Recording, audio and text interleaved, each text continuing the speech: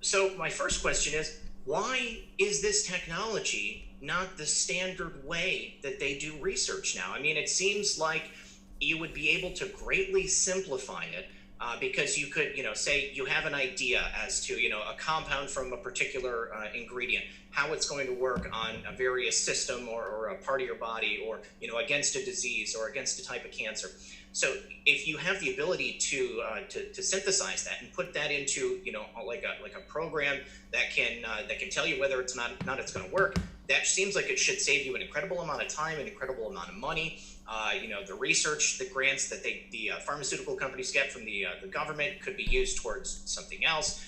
Maybe putting research into drugs and diseases that, at this point are low in the totem pole. Why is that not being used across the board rather than having to go through the animals? You asked a really, really good question. Look, what happens in this world, I just want to check something here. Yeah, sure. What happens in this world is this, right? We live in a world right now, and you're seeing it play out with this coronavirus, okay? We live in a world right now where there is the healthcare, the medical system is a feudal environment.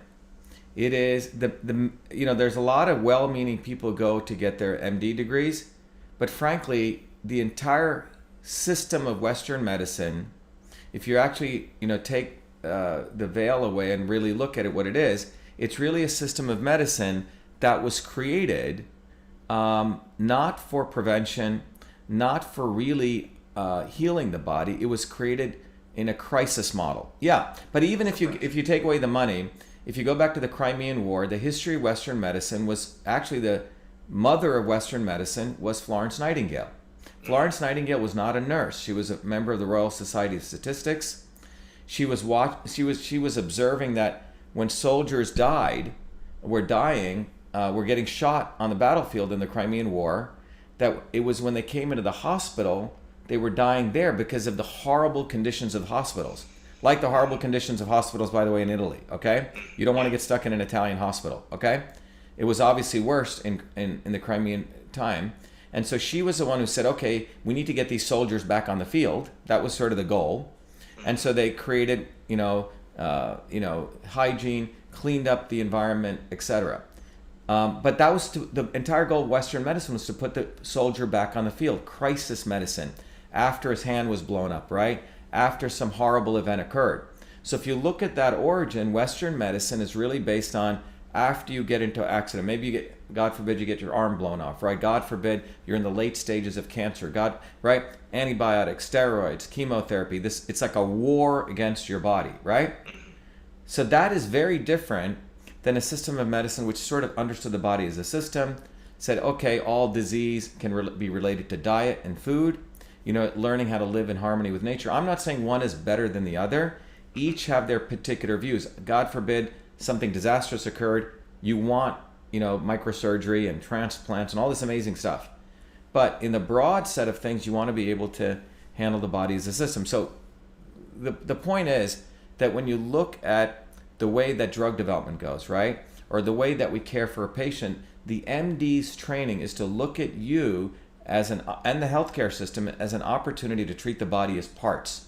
So if you come in with a headache, okay, maybe you need to go see a psychologist. Maybe you need to go see a psychiatrist. Maybe you need to go see a neuroendocrinologist.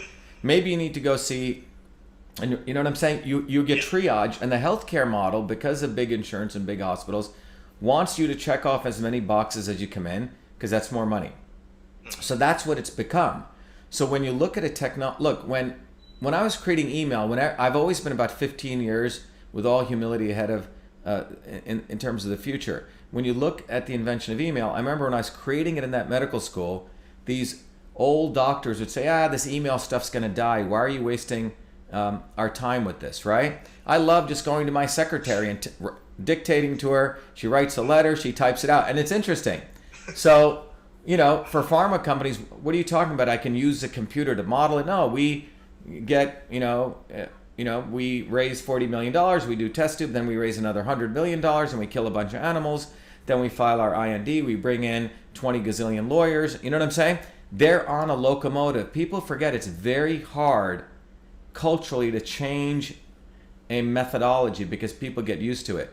Yeah. So what CytoSolve is, it's a completely different way of doing it. It's saying, look, let us understand the mechanisms of action. Because right now the way they build medicine is basically it's like a hunter going and shooting a bunch of stuff. Something falls out of the sky. Then after the fact, they explain why that worked. Okay, that's what goes on. It's no different than if we built airplanes where I come up with a wing design and I threw you in. Remember those old cartoon movies? I'm related to the Wright brothers. Right. Oh, he died. Well, that died. Let's try something else. Right. So that is typically the system that takes place. Right. It's an old model of medicine. I mean, it's an old model of development. When the computer came, there were companies who said, I'm going to use a computer to design my aircraft, right? Long before I do wind tunnel testing, long before I do test pilots. No one would ever today think of not doing everything on the computer, right? Building a car, right? Well, medicine is backward still. So when we created CytoSolve, even on my own committee at MIT, you had a lot of old timers. I had to kick one professor off my committee because there are people who live in the old worlds, like this guy, Anthony Fauci, okay? Who's advising President Trump. The guy has been there way too long. You know, his view of the immune system, his view of pharma and vaccines is why we have a lockdown right now, in my opinion, okay? And we are not looking at the fact that we're living in the 21st century. We need to be able to understand personalized medicine and balance that with the economic health. And that's why you need engineering systems guys like me, because we study things as a system. I'm not saying we denigrate these biologists who are studying the parts. We need them too. But it's very different than an architect than the guy who's doing the washer on the plumbing system in the house, right? We need that person, but we need someone to understand the overall architecture and how systems work. So you also need the plumber as well as the electrician as well as the foundation. I mean, every single piece in and of itself is very important, but you've got to have the whole picture in order to make sure it works. Right. So the bottom line is biology underwent a revolution in 2003 when the Genome Project ended. Up until then, we had a model of biology which was a central dogma theory. That's what it was called, the dogma theory. Top-down model. It was a Soviet-like model, which was an understanding that the cell was a circle with a center in it, command and control. It had the DNA, and the DNA told the cellular system what to do, right? Everything came out of the DNA, okay? That's where it came from. And that model, believe it or not, was mimicked in how we ran organizations. You had the CEO, typically men, around them secretaries telling, I mean, think about how organizations, the 1950s model, right? Yeah. So it's very interesting how the zeitgeist of these things mimic each other. So, but however, in 2003, what we learned was, look, we actually have the same number of genes as a little lowly worm. We only have 20,000 genes. Biologists had thought complexity was a function of the number of parts, genes. But when that discovery took place, it flipped biology on its head, and it realized it's not the number of parts you or I or a worm has that makes the difference in complexity. It is the interconnections of those parts. And that led into a field called systems biology, okay? Which said we need to understand these interconnections. And at that point in 2003 is when the National Science Foundation said, can you create a technology to model the whole human cell? And that was why I came back to MIT, and I love this stuff because I love taking on big challenges, and that resulted in CytoSolve. And we're revolutionizing medicine. People thought email was big. CytoSolve is equally or bigger because it's a completely different way to do it. And for me, what's exciting about it is that it's a sort of back to the future. I saw my grandmother do this in her own way, how she would observe your body. It was a different model, and then figure out what were the right combinations of medicine for you. And I'm doing it from a digital medicine way. Wow. I just saw somebody in the chat say that you should be advising President Trump, and I tend to agree. Let me just run through these super chats real quick. Casey Collier says, thank you, Red Pill 78. Did y'all see the DOJ trending on Twitter? Yes, I did see what the DOJ is trending on Twitter for, and that's pretty incredible. Chris Hawkins says, I don't know what's so impressive about all this. I trained a dog to bite me. I'm a mailman. My goodness, what a fantastic list. Hats off to Dr. Shiva. Bravo. A little bit of sarcasm at the beginning. Sharon Correa, thank you for that. Rook Castle says, sorry, Mrs. Pence actually tested negative. Doug F610 says, Shiva for Senate, the system and revolution. Stella Knows says Kansas City area given a stay-at-home order starting Tuesday for 30 days. Just received a notice a few hours ago, sending email to. And then Sherry Gray 518 is joined as a member, and then Diane Merton says, "Use your power for good." So yeah, I would like to know why you're not out there advising President Trump and his administration. I mean, it seems to me that right now with the team, I think a lot of people watching the show would like to believe that we can trust the judgment of the president, the people that he brings in. But I have seen some people a little concerned about the members of the CV-19 task force and who is advising him. You know, he's talked about this potential treatment in chloroquine. And it seems that the gentleman you just mentioned, Fauci, is kind of poo-pooing the idea. He thinks that they shouldn't be using that. I mean, what do you see when you see these people on stage and the people that are advising the president on this? Look, I'm a guy who's been creating the future my whole life, you know? And what that means is when you looked at the invention of email, it was going from paper to electronic. Many years later, you know, in 1993, one of the first companies I did was, you know, I have a degree in art and design out of the MIT Media Lab. If I weren't doing this, I'd probably be an artist and doing writing. And so at that time, when in 1993, we created a technology, a platform to let artists go direct. A lot of my friends were artists. Remember, most artists, if they're musicians or artists, they need a Weinstein. Yeah. Right?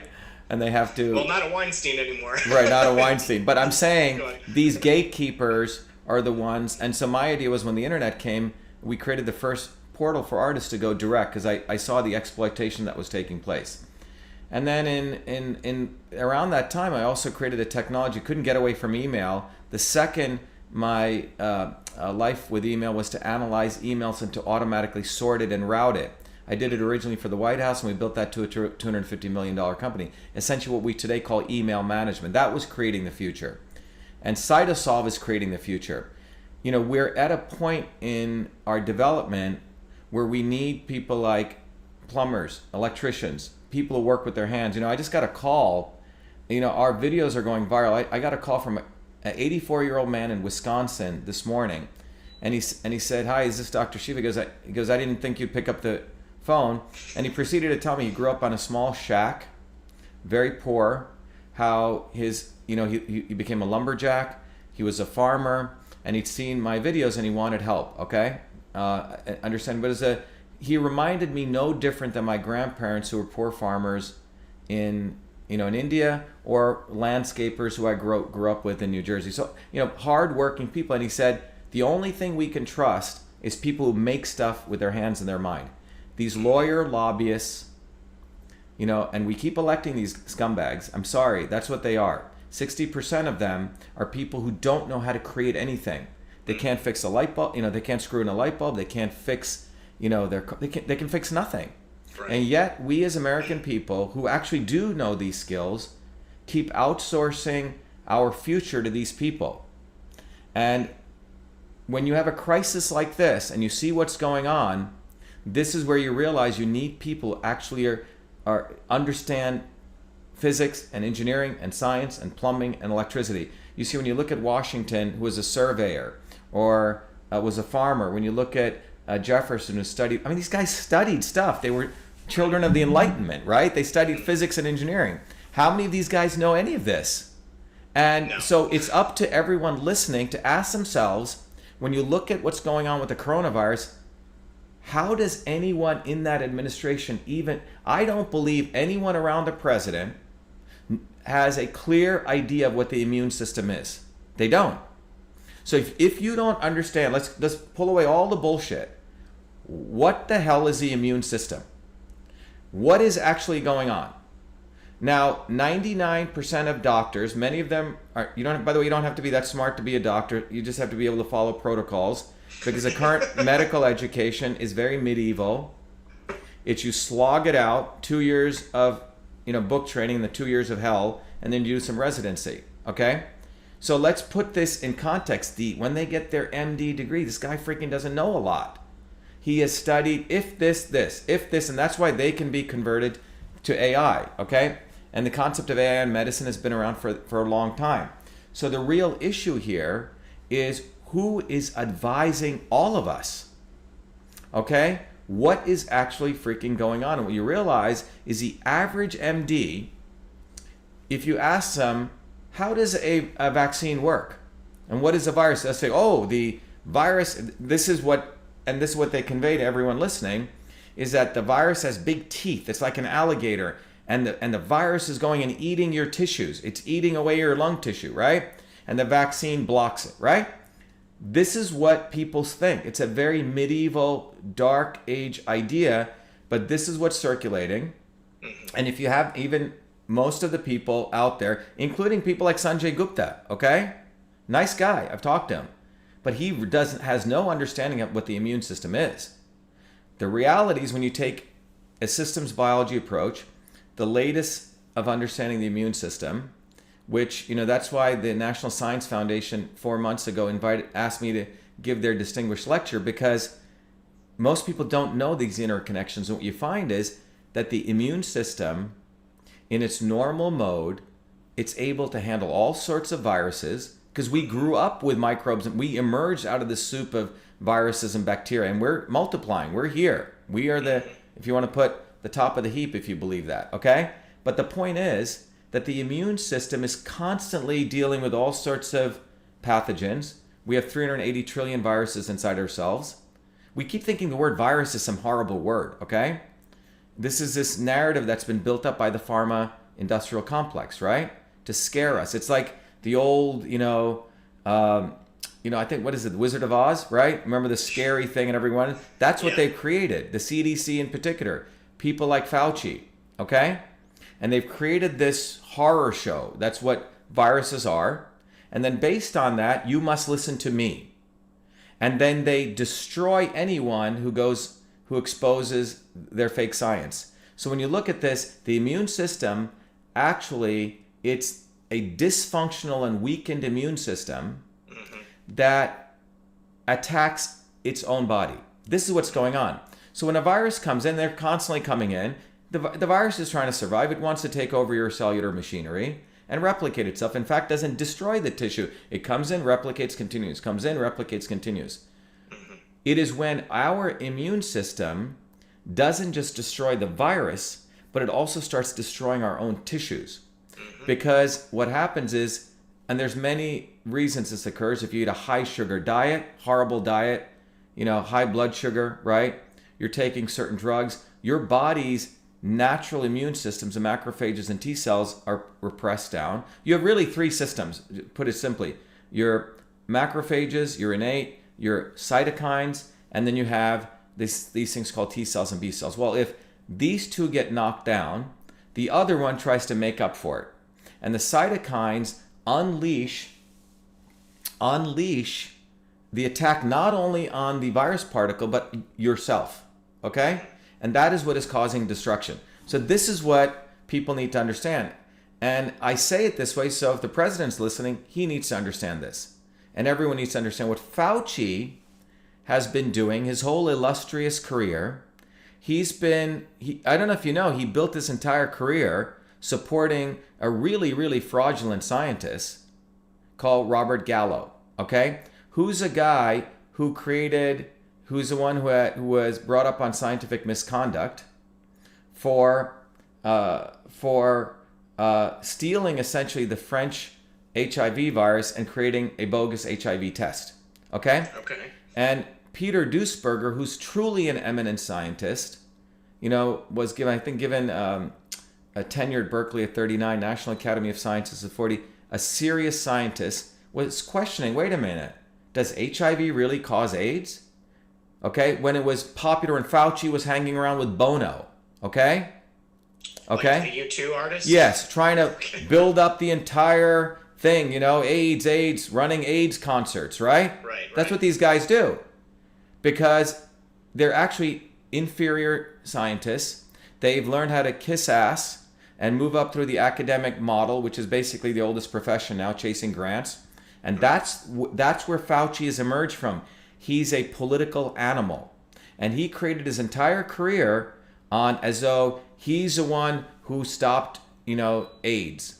Okay? When the entire AIDS paradigm we should talk about was built on a faulty science, the correlation between HIV causing AIDS, and if you question this, they called you an AIDS denialist, like they call you a Holocaust denier, right? Yeah. Etc. They associate, Hitler with all of this, right? Mm-hmm. Very amazing how they do this. But the reality is, 30% of Africa is HIV positive.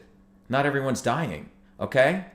They've created a boogeyman. AIDS is suppression, acquired immune deficiency syndrome, where you do such horrible things to your body that your immune system gets suppressed. At the time, in the 70s and 80s, most gays, and this is, I don't care if it's politically incorrect, were very promiscuous. People were having 1,500 different partners, massive amounts of drugs. People were burning out their immune systems. Okay? That burning out, you had all sorts of viruses. Okay? But they wanted to correlate, along with the CDC, HIV causes AIDS. And they were never able to prove this, which what is called Koch's postulate. So when I came to MIT to do my PhD in 2003, I remember we were having my systems biology class, and the John Essigman, who's a professor, we were talking about viruses and about the AIDS virus, and I asked in a room full of 40 people, I said, John, what about the fact that Peter Duesberg says that HIV does not cause AIDS? And the whole class became absolutely quiet. But John was good. He goes, I know Peter Duesberg. He's a very, very respected scientist. And he proceeded to explain to the class how Koch's postulates, which say that in order to show causality, you have to go down these postulates, was never fulfilled. Wow. Okay? But Fauci, and he's a master, him and Gallo, convinced the press that HIV causes AIDS. Like this became religion. Billions of dollars were spent. A lot of nonprofits made a shitload of money. Okay? When the reality is, HIV, as Duesberg said, is a very common virus. Okay? It's frankly a harmless virus. And AIDS, so my sister is a Harvard-trained MD, and when I put all the pieces together in the mid-90s, I said, this doesn't make any sense. And she said, oh, you don't understand. Well, 10 years later, you know what they started? She goes, I agree with you. So now they call it AIDS-related diseases. You see, like the climate change thing. They start changing the terminology. That's how scummy these people are. So we live in a world where people make everything scientific consensus. Of course, HIV causes AIDS. Of course, CO2 is a pollutant. Okay? Of course, GMOs are safe. So they create this science is settled, and you shut the hell up, which is not academic free speech. So they create fake science, and then ultimately it destroys our health, right? So we create unhealthy people who can't fight for freedom, and without freedom, you can't really get to truth. That's why we call our campaign for truth, freedom, and health. So that's what Fauci comes from. But no one is able to challenge him, because if you do, he controlled all the grant money. So all these peons, all these academics shut the hell up. Yeah. Because the entire they focus on their thing, they're getting their grant money, they got kids to send to school, and they zip up their mouth. So we don't really have scientists anymore. We have a bunch of paid prostitutes of science, and that's what they are. I believe it. That's what's happened, And Fauci is the face of all of this. He is the face of the decadence of academia. He's a face of big pharma, and he's a face of wanting to vaccinate the shit out of everyone. Why? Because the entire UN agenda, the Sustainable Development Goals agenda, and you can see it's right out there, has 17 utopian goals. We achieve utopia, right? By the way, this is how pharma works. They always say we're going to help these people, all these poor people, all these darkies in India and Africa. We're the missionaries going to help them. That's why let's go vaccinate the hell out of them. Okay? Bill Gates and Zuckerberg are the new missionaries. They're the new saviors of the world, right? Yeah. So they build up these wonderful narratives. And behind them is pharma beautifully coming right in. So if you think about it, from an investment standpoint, okay, let's crash the US economy, $4 or $5 trillion. But you know what? Wow, 7.2 billion people. After this amazing PR campaign, that's what this is. What we're witnessing right now is a performance art piece. That's what we're witnessing. China will make money because they produce a lot of the pharmaceutical adjuvants. The deep state makes money. And at the end of it, they're going to come into your home and say, we got to vaccinate you. And your stupid neighbors will say, yeah, hey, you better get vaccinated, Zach. Yeah. And I may not give you your driver's license. So what we're witnessing right now before our very eyes is total fascism. in play. And it's brought to you by Emperor Fauci. And by the way, that term that I just said is not only me saying that. I've been getting so many calls from some of the highest levels people in government telling me, Shiva, please keep doing your videos. You know, basically what's going on is the health policy of this country is being controlled by one freaking little fascist, Fauci. Okay? He's an arrogant guy who thinks he knows better. Donald Trump has really good instincts. Okay? He had instincts. You know, that's how he fought the Russia collusion nonsense. He had instincts on the impeachment issue. This thing, these guys are trying to play Jedi mind techniques on him. But I think Trump still has very good instincts. So when you look at the two ingredients that they found, well, the good thing, I think they're both generics, by the way, you know? Yeah, they've been around for a long time. They're, you know, we could run it through Cytosolve actually this week and find out why they're working. But there are many combinations like that. You know, if you look at vitamin A, vitamin D, I think tomorrow, everyone's been asking me, what can I do for myself? Tomorrow, I'm going to be releasing a report that I'm going to be actually submitting to the White House on a proposal for a plan for immune health and economic health. They're integrated. These are two systems that are intimately tied. And in that document, I'm going to make that fully public. People can look at it. It actually has how we should triage this whole thing. It's very simple, actually. And then what people can do for themselves, if you have corona, what you can do, if you believe you're in the immunocompromised group, which I very defined what you can do. So everyone listening, just wait, please, for the next 24, maximum 48 hours. And this document will be delivered. You know, we're going to FedEx it to the White House, but I'm going to make it fully transparent and accessible. But it has the protocols that I would do, okay? That I want, you know, you have to put a big disclaimer these days, right? It is not my medical advice. If you want to go get, but I am going to be sending it to the president to offer that, but I'm going to make it public, right? With the disclaimer on it. But it is based on an understanding of how the cellular system works, on how you can protect and support antiviral behavior from natural substances, how you can protect your outside of your cell membrane so viruses don't get in. And this is what we should be talking about. But you don't have any of this discussion. You have this guy Fauci, who's buddies with Moderna here in Cambridge, who's funded them, and the CDC's funded them. The whole thing is a freaking racket. People need to wake the F up. The CDC is a revolving door with pharma, the Gates Foundation, the Clinton Global Initiative, right? And all of these guys, their singular goal, forget even conspiracy for a second, is dollars, dollars, dollars, okay?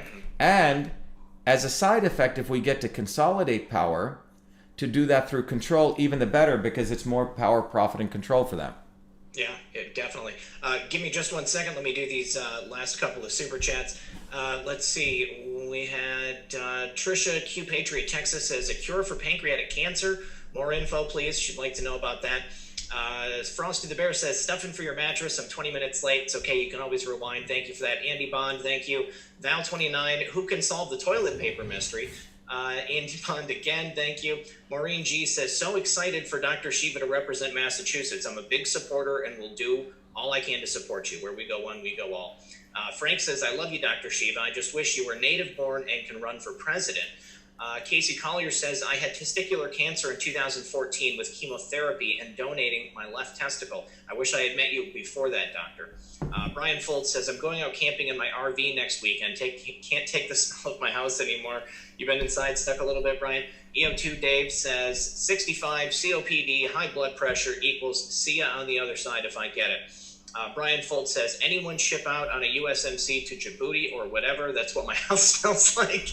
Angel Eyes says, does being a vegetarian help the immune system? Kiss a Kitty says, what is a good way to keep a healthy immune system if you don't have a lot of money and you're in your 60s? Carol Callahan, thank you for joining as a member. Same to Lorraine Ross. And the Mikado 16 says, will you adopt me? You're a legend. Thank you. I'm not sure if that's for me or Dr. Shiva, but Carol Callahan says, what does your guest think about the WHO? We'll get into that. Mikado 16 says, where can we find you and how can we support? Behold a Pale Horse, thank you for the donation. And Patriot Production says, ask Dr. Shiva about glutathione. First of all, where can people go to find that report once you publish it? And even more so, where can they go to support you in your run for Massachusetts? Right. I don't know if you want to, we can share a screener, but if people want to help, you can go to Shiva for Senate. There's, I have 2 integrated lives, but 2 lives. I still work. I get up at 4 or 5 in the morning. I run, 3 different companies. One company is Cytosolve, where we work to really understand molecular mechanisms. I love this stuff. So if you, the other company I run is Systems Health, which we've created a whole new way of teaching anyone. We've retrained medical doctors, acupuncturists, chiropractors, surgeons. There's a different way to look at the body, and that is called Systems Health. So if people want to know all the things I'm doing, they can go to my personal website, V as in Victor, Shiva.com. But right now, I'm running for U.S. Senate on the model of we need to get rid of all these lawyer lobbyists. We need everyday working people who know how to solve problems, like myself and like you. And that's shivaforsenate.com. And if you go to shivaforsenate.com, you can join us as an out-of-state volunteer. We have many activities you can do. You can donate money. But in my view, it's very difficult for me to take something for nothing. It's just basically, it doesn't feel right, Sure. But so when you give me money, I think we have it on there. Even if you give me $25, I give you actually a book called System and Revolution. In many ways, it's sort of a piece of my life's work, really teaching you all the things I learned over the last 40 years, distilling it down to what I can teach anyone, which is how to understand what's called principles of systems. And you can apply these principles for your body. You can apply it to understand a computer, your thermostat, anything. Their systems are common. They're universal systems. And then I give you a tool where you can use it to understand how those systems principles operate in your body, to understand how foods affect your particular balance point and how you can bring your body into balance. It's not a medical thing, but it's even deeper than that. So that's what I offer you. So everyone should go to Shiva for Senate and support yourself, frankly. This is a campaign for you. Our campaign in Massachusetts is turning out not to just be a U.S. Senate election against this guy called Ed Malarkey, who's running against AOC. But he's running on the Democrat side. He's got a Democrat challenger called Joe Kennedy, okay, who's a third in the line of a Kennedy. He's already got a $51 million trust fund. Never has worked a day in his life. The nephew of Bobby Kennedy, anyway, these guys, the Kennedys think they're the only ones who can represent us. It's total nonsense. I think John Kennedy was a great guy, but all the other Kennedys since then have fallen. The apple's fallen way far from the tree. But I'm running for U.S. Senate, and people should support this because it's about taking back our country in many ways in what it was meant to be: producers versus parasites, people who solve problems versus people who create problems. That's what this is going to be about. When we have a crisis like this and everyone's frozen, that's why I think, it's been fascinating to watch, because the knowledge we started sharing is what the government or the leaders should be doing. This is the immune system. This is how you can take care of yourselves. And it shouldn't be top down. We should stop outsourcing ourselves to these people. And that's really what the lesson is going to emerge from this. So when people want to know what they can do, when you have all of this sickness taking place, ultimately, all disease is one disease. It's all one disease, guys. Western medicine puts these nice little labels on all these diseases. Why? Because you can charge for it and you can create a medicine for it. But ultimately, all disease is one disease, which is solved through diet and nutrition. Its food is truly medicine. And we need to start taking control of what we put in our mouth, but also start realizing the stuff that we're putting in our mouth is also getting effed up because of the dirty air, dirty water, and dirty food. Brought to you by the lawyer lobbyist scumbags who we keep voting in.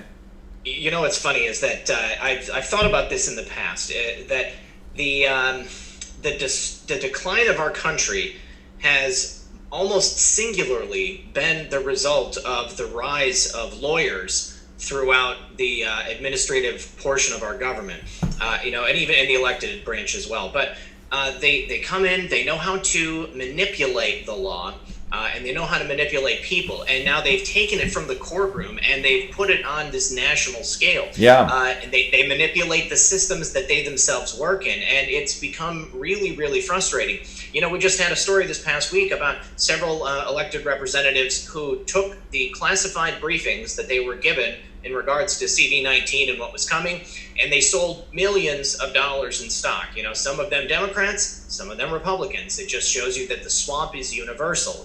Corruption is corruption, and it doesn't care what party you're in. But what can we do about that? Let me tell you what we can do about it. When I took my MIT PhD exam, engineering. What's interesting about it, I'm not saying, by the way, at the senior most levels at MIT, it's also becoming corrupt. The president of MIT took money from Jeffrey Epstein after he knew he was convicted. Okay. Wow. But one of the differences is in what's cool about engineering or plumbing or math, or when you run a company, small business folks, if you don't do stuff right, you're not going to get paid, right? Mm-hmm. Airplanes fall out of the sky, bridges fall, so we're accountable. But lawyers and politicians, if you notice, they're not accountable for anything. You go to a lawyer and you say, okay, he walks in and goes, look, you need to give me a $10,000 retainer. Well, what are you going to give from? Well, I don't know. We don't know which way the case could go, right? Now, if you did that, if a plumber said, well, you got to give me $10,000, what are you going to do? I don't know. Maybe fix your pipes may burst or not. Well, are you going to build me a piece of, well, I don't know. Maybe the software will work. Maybe it won't. This profession, the lawyer profession, thinks they are nobility. And in fact, when they lost the Revolutionary War, the aristocrats, they didn't get up and leave. They created a new nobility called ESQ, Esquire. One level below knight, one level above gentleman. And that's who runs this country. These people, like you said, Zach, they live in the world of abstract manipulation of paper. It's all manipulation. Litigators think they're actually they want to be actors. In the courtroom, it's not what's real. It's what manifests from their BSing. Yeah. The better the BSer, that's the way they are. So what we need to start doing is we need to start asking people, what did you do for a living? Like, what the fuck did you do for a living? Seriously. That's true. No, like Joe Kennedy, like, what the fuck can you do? Yeah. Malarkey, what can you do? AOC, okay, I know you can probably pour a margarita, but what the fuck can you actually do? Can you actually solve a problem? Can you help me create the future? Can you tell me what I should do in this crisis from a systems perspective? So what they do is they have a bunch of idiots running around them who are all paid lobbyists. So we have outsourced our entire democracy, not to elected representatives, but to a whole another set of people who are advising these fools what to do. Okay? Fauci, if you look at it, he's trying to be the puppet master of Pence. Pence is a czar, but who is his puppet master? It's Fauci, who's built his entire life, and I'd love to debate this guy, on a fake science of the immune system. Okay? That's what we're witnessing right now, and there's no congressman there to challenge him. There's no senator who can challenge him because they don't have the training anymore. Right? When Zuckerberg comes in front of all those idiots, they can't even formulate a question for him to nail him. No. Because he's 10 steps ahead. They can't even figure out what legislation to put for the future. Look, when I was creating software in 1978, did you know you couldn't even protect software because the fools in Congress didn't even know what the hell it was? It was only 1980. They said, oh, we'll amend the Copyright Act of 76 to protect software inventions. So had patents been allowed, no one would even question my invention of email. There would be no quote-unquote controversy, right? I wrote all the code, called it email, have the freaking copyright, right? But that doesn't matter because it was only 1994. It took them 16 years to say, oh, software is a digital machine. Now you could protect the ideas, okay?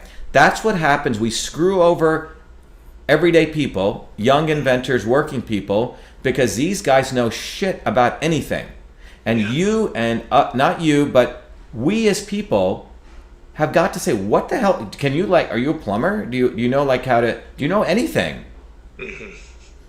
Because the best laws, by the way, were written by people who are not lawyers. Because lawyers are always thinking how to manipulate crap, right? For their own interests, right? So, by the way, the infrastructure in the United States got a D+.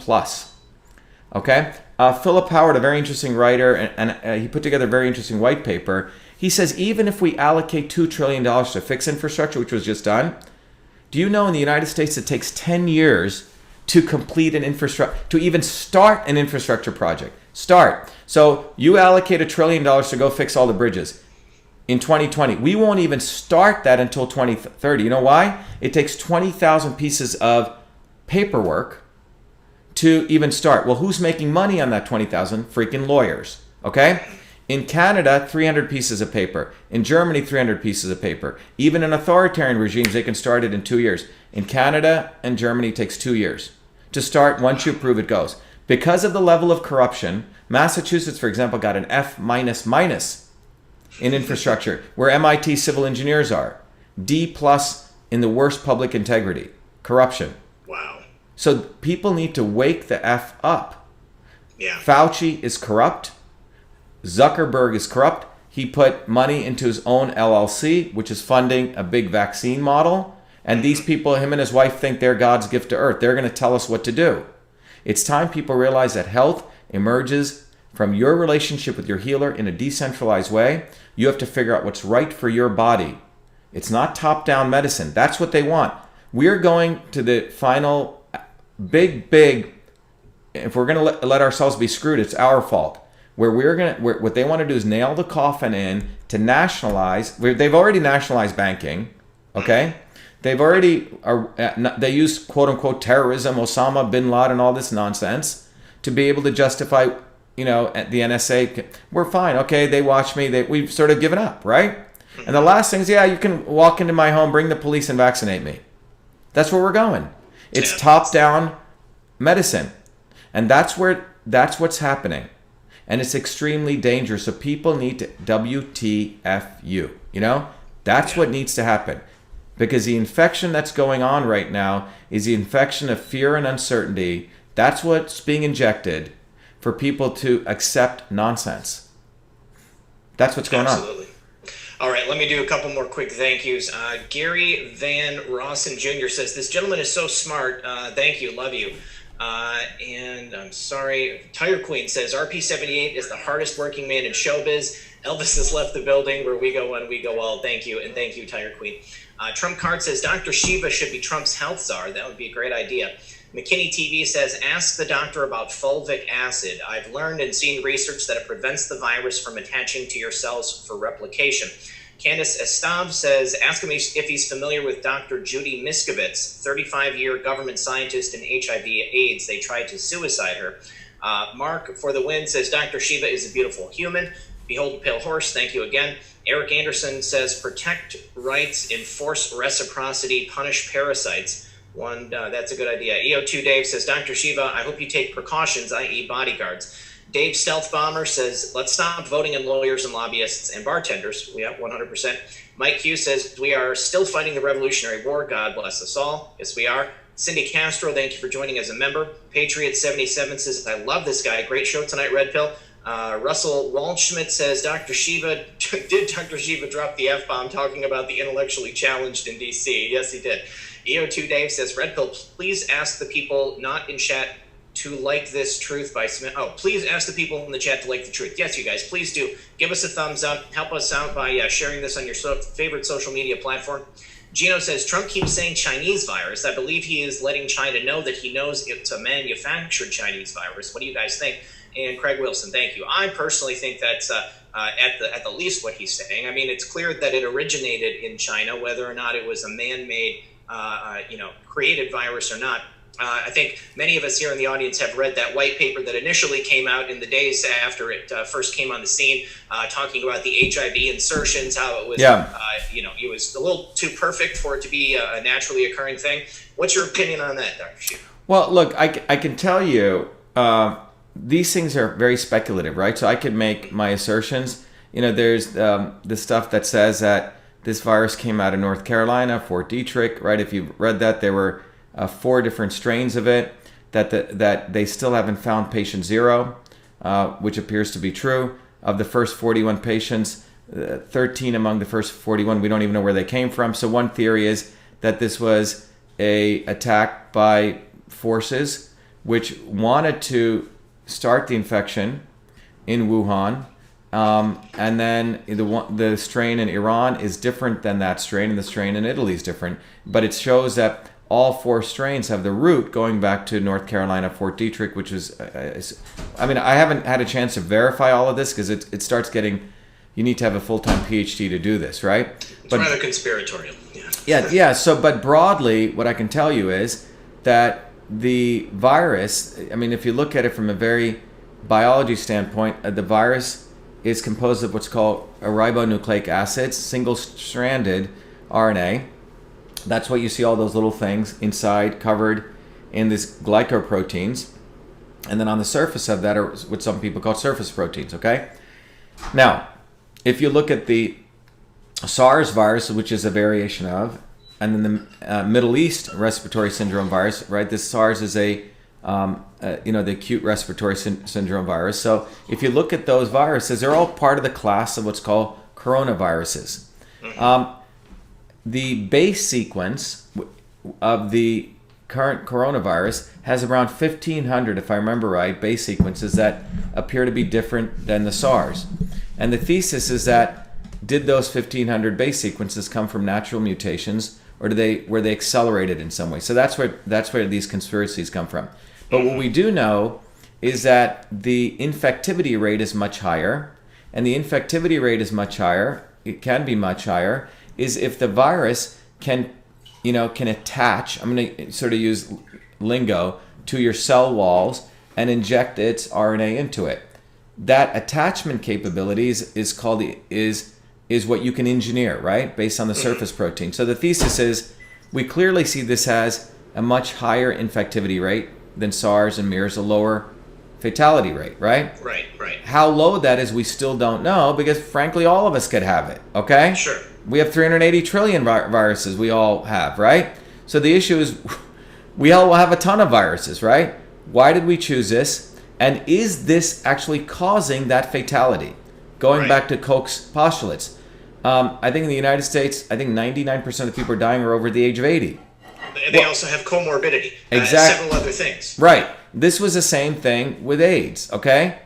Same thing in Italy as well. They just admitted that the actual death rate is only just over 300 and not the several thousand that they were just talking about this week. Right. Look, if you look at someone, if you go back to who had AIDS, which is their T cell count was below a certain number, CD4 count was I think below 200, they had all sorts of shit going on with them. Sure. They had, hepatitis, they had all sorts of viruses in their body, okay? I mean, now someone is 80 years old and they have respiratory failure. Well, smokers, they probably have other viruses also accumulating in their body. But once the CDC owns this narrative, we don't know what the hell's really going on. But what I can tell you definitively is that your body has an immune system when it's in balance, when it's not immunosuppressed, it knows how to take care of all this crap, okay? Exactly. That's the point. So people should stop freaking out and learn some freaking science and realize that the goal is to learn how to support your immune system, okay? And that comes from understanding basic physics, like understanding how a building works, right? You build a wall around your house so things can't come in. Well, that's called cytokeratins, right? Well, how do you get that? Well, you need to have vitamin A. You need to have your thyroid's working right, basic stuff. Well, how do you make sure once, stuff is in your cells, how you can clean them up? Well, vitamin D supports that. Vitamin C supports it. So these are like basic stuff. Well, how do you get that? Well, let's go to food. Eat your dark foods, your green powders, your purple foods, okay? Start making sure you're getting enough iodine and iodine in your body. Eat your, fruits and vegetables. Let's start going back to basics. Then ask where the hell is this food coming from? And who the F is screwing up my food supply? Big Ag, Monsanto, who are the lobbyists that did that? So we are living in a point, you can't be a little yoga narcissist, new aged out, thinking you're not going to talk politics anymore.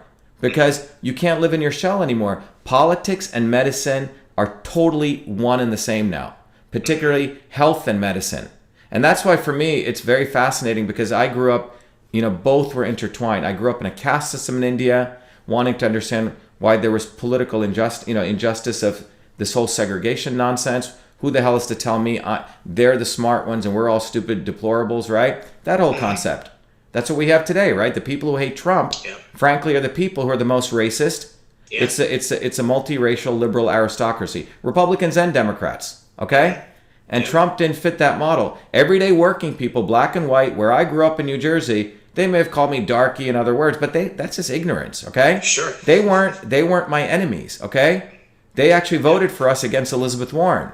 The real racists are the multiracial liberal aristocracy in this country.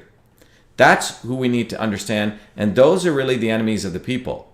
Absolutely. And what we're witnessing right now, I keep coming back to this guy Fauci. You know, we saw that WikiLeaks little email, right? How much he was glowing about Hillary Clinton, okay?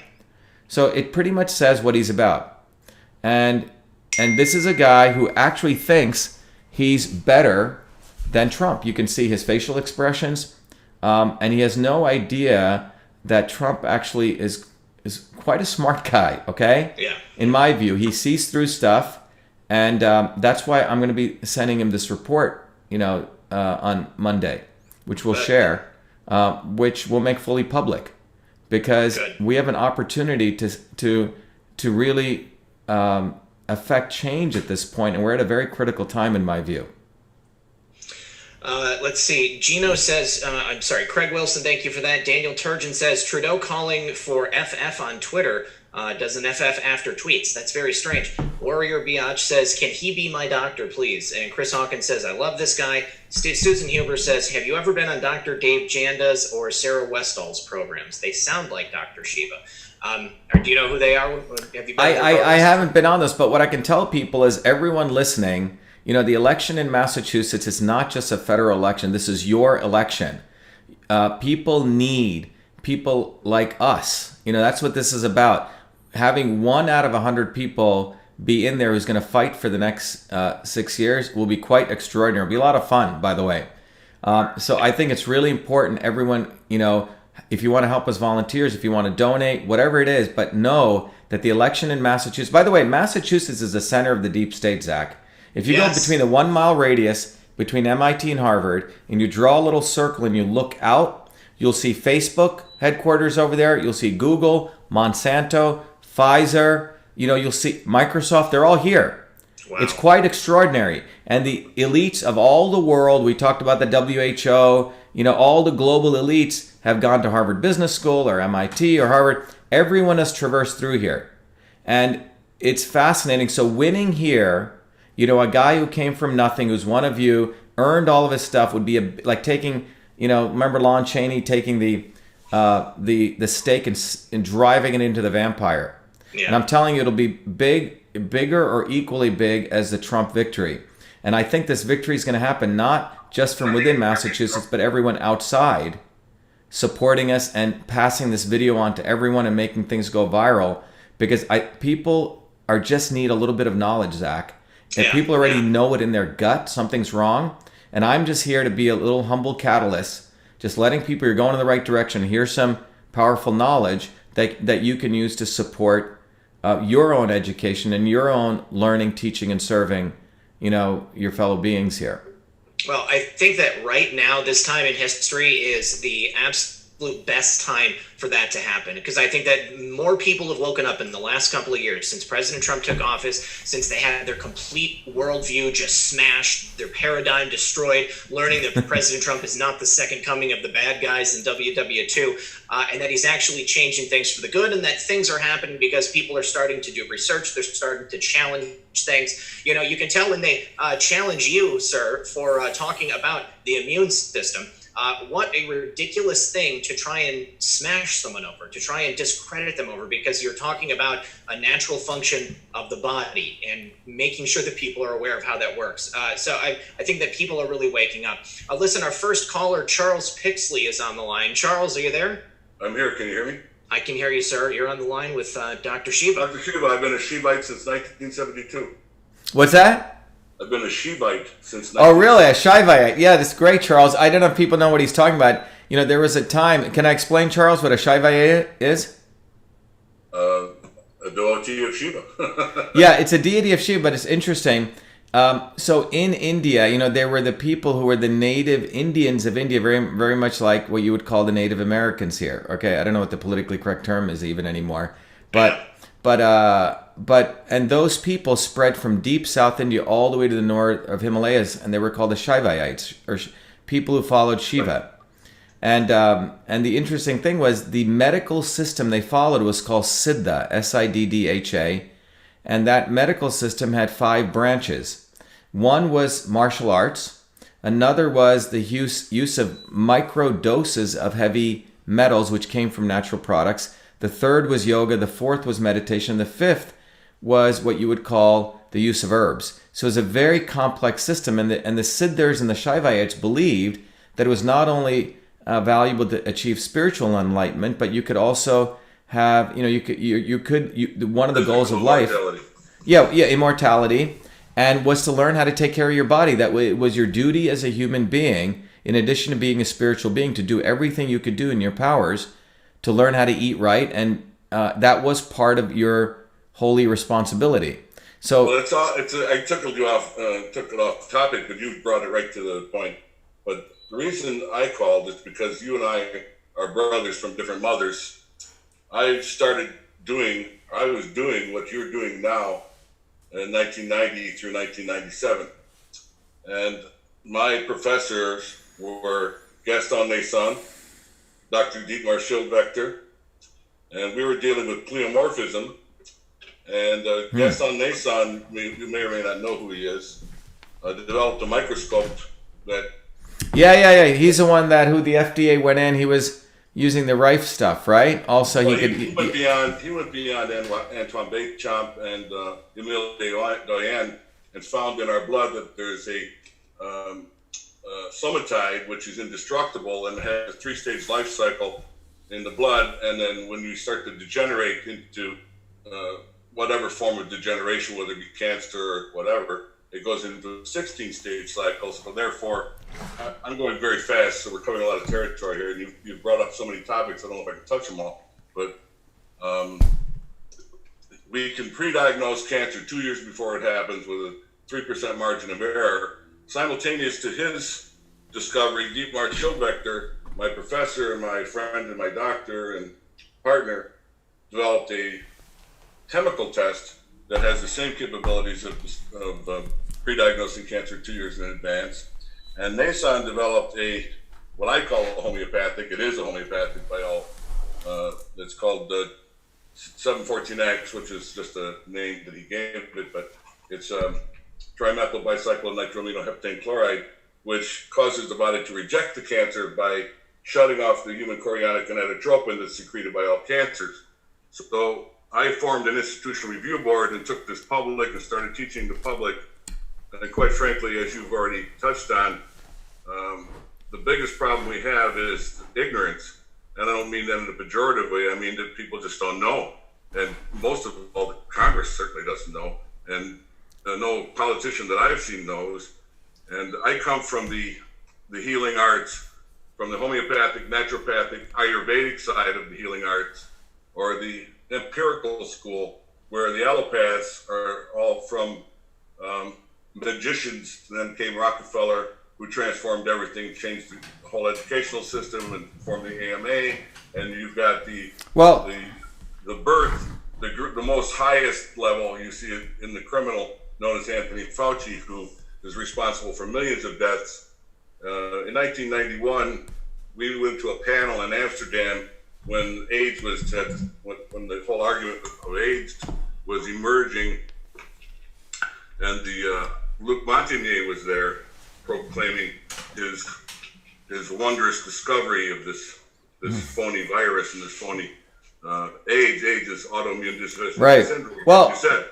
Well, I think broadly, just to look, I think the core issue here, so keep it simple, is that the body has a homeostasis. Everyone's homeostasis is a little bit different. Traditional systems of medicine, in fact, traditional systems of medicine and engineers actually practice the same thing. There's a paper that I published in an engineering journal, which really is called the Rosetta Stone of the Foundations of Traditional Medicine. So it's when I went back for my Fulbright in 2007, what I found was the entire system of traditional medicine. The problem is they use certain words, and many of the traditional medicine healers sort of just practice by mechanical behavior. So if you actually ask them to explain what these systems of medicine are, they can't really explain it. They do hand waving, and then they try to be gurus, and they try to, they've created a theater form that the average person thinks, well, this guy's not really being straight with me. And so what's happened is the Western people poo-poo them. So when I went back to India after I finished my PhD in 2007, I spent a couple of years to really trying to understand the language. And it turns out the Eastern systems of medicine, the verbiage that they use, fire, water, earth, or vata, pitta, kapha, karma, these words actually match one-to-one with what you would learn in control systems theory, okay? It's the engineering foundation of modern engineering systems. So when I got back, I linked those two systems, and no one had done that before, but it really unravels that the traditional systems of medicine were actually seeing the body as an engineering system. And so when I got back in 2009-10 back to the United States, I went to the head of the department of MIT, Doug Laufenberger, and I said, look, Doug, I think I've really unraveled what these traditional systems of medicine are, and I would like to offer a course. He said, great, you can do it as a lecture series. And in 2010, I started offering it as a lecture series. It was called Systems Biology and Traditional Medicine. And we had 300 people would show up, Zach, and Charles, on a Thursday night. And half of the room would be your, people looking like engineers, or the MDs from Harvard. And the other half of the room were the woo-woo people, okay? Who would talk like, we're talking right here on, and they would both look at each other, but within about 2 hours, I was able to build this bridge. And it's not integrative medicine or functional medicine. These are all the same old things, but go down really deep. And that built a whole new language, which I called systems health. And that became an educational program that we started offering, and I still started offering workshops here. But as I see what's going on, Zach, I'm working very hard to figure out a way that we can make everyone have access to that knowledge. Because we're at a point in development now, in human development, that the lawyer, we should all be lawyers. We should all be doctors, okay? These are two intimate things that we can't be outsourcing stuff to other people. And the methodology of understanding the body as a system and learning their very simple principles, that food is actually something that moves the three forces of nature: transport, conversion, or storage, the transport and movement of energy, the conversion of energy, or the storage, that every food has a different effect on it. Every activity has a different effect. Is once you learn these principles, you can understand there's these three levers that you can use to control your body. And once you learn these principles, you really have to wonder, what the hell is an MD? Because the MD training is based on if this, then this, if this, then this. Frankly, I hate to say it, you could start teaching other animals how to do this, okay? Now, surgeons... Allopathic medicine is really... Well, surgery is good. I appreciate... I'm not talking about surgery. Surgery is a whole other... Right, but I'm saying the allopathic medicine model, it's a very reductionist model. And what we're seeing is a guy like Fauci, you look at him... Yeah, the old... surgeons are great. Anesthesiologists are great. These guys actually know how to... They're engineers. But the typical MD... By the way, the MD does, in that model, does very little unless they're building a relationship with their patient. Precisely. Yeah, the nurses in a hospital do all the work. That's what actually goes on. Medicine versus... That's a healing art versus the other. Very true. Well, Charles... They bludgeon you with some heavy toxic. If it doesn't hurt, it can't do helping until you're near dead, and then say, well, I'm sorry, I don't know. They do. And that's how they're trained, and they don't know any better. They should know better, and they don't. And it's the downfall. Let's jump. I want to give you my... Well, Charles, buddy, we got 40 minutes left, and we got 14 people waiting. Nice meeting you, Charles. I appreciate your call, Charles. Good talk to you. All right, Charles is a good friend of the program. He's been a guest here a couple of times. If you guys haven't seen my shows with Charles Pigsley, I encourage you to go check those out. Let's see. Trisha Nordby says, absolutely incredible. Thank you for this interview. Annie Het says, I emailed President Trump telling him to call you and listen to Dr. Shiva. We all should. I Dream of Jesus says, I am a nurse and my hospital is not allowing healthcare workers in clinics to wear masks. We have to wear masks if we don't get the flu shot. Now that rule has been thrown out the door. My hospital is owned by Masons. Tranquility Base says, so how will Trump get us through this recovery? Nicholas, no, thank you for the donation. M&D Bishop, Trump is down to earth. All this is just common sense. The mainstream media and others agenda-oriented with many dollar signs following, absolutely. Real Red Pill Girlfriend says, honey, you are the most handsome man alive. Thank you, baby. Ashley Lam says, God bless patriots. And Social Observer says, Dr. Shiva would be a great postmaster general, being the father of email and all. Either that or, what's the one that I was thinking? It just blanked out of my head. Surgeon General is what I was thinking. All right, let's go to the next caller. Super Tad 108 is going to be the next caller. Super Tad, you're on the air with Dr. Shiva. Make sure to mute your stream in the background. Patriot and Social Observer says Dr. Shiva would be a great. Hey, buddy, mute your stream in the background so we can get your call going. I think he's muted, isn't he? Okay. Super Ted, mute your stream. Just mute your stream. Turn the volume down. Next caller, Super Ted, you're on the air with Dr. Shiva. Oh God, you're gonna wait till he hears me on the on the stream. Now mute your stream, Tad.